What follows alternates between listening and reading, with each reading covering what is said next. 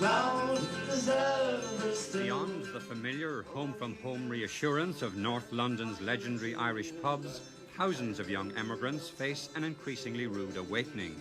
Holly Johnson at Americana, 16 after 6, Radio 1 FM. In the dawn hours of their first job hunting days in England, many quickly come face to face with the harsh reality of the so-called hiring fairs.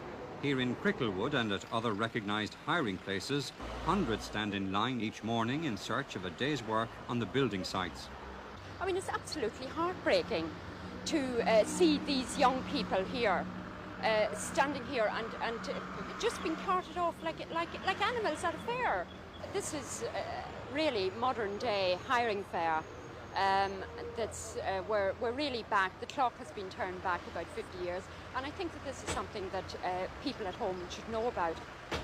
On the dingy side streets of Cricklewood Broadway, many of the newly arrived emigrants appealed to us not to put them on camera as the bartering for £25 a day jobs continued.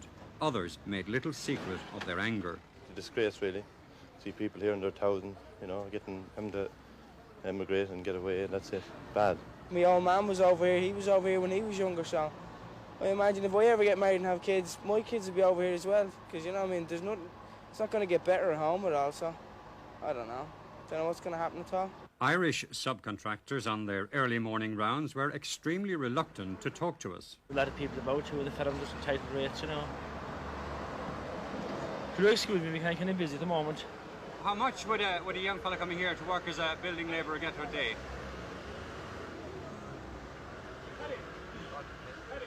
But we were to hear a chillingly direct attitude to the business of hiring young Irish labour from this Polish-born builder. You know, I prefer the young ones. They've got more strength than the old ones.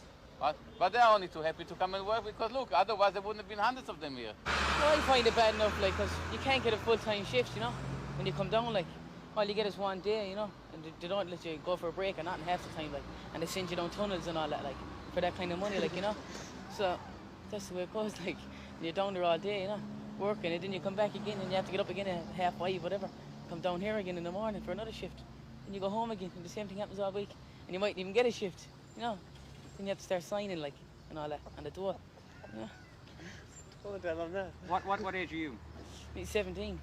They're quite happy to work. Look how many there are. Hundreds of them. That's the way the world is. Are you not treating them like cattle at a fair, at a market? No.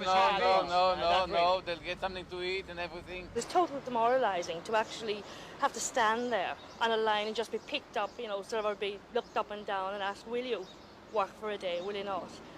And it's very annoying when you actually work with immigrants.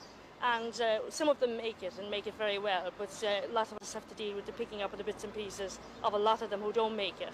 I think it's just scandalous, I do, anyway, you know.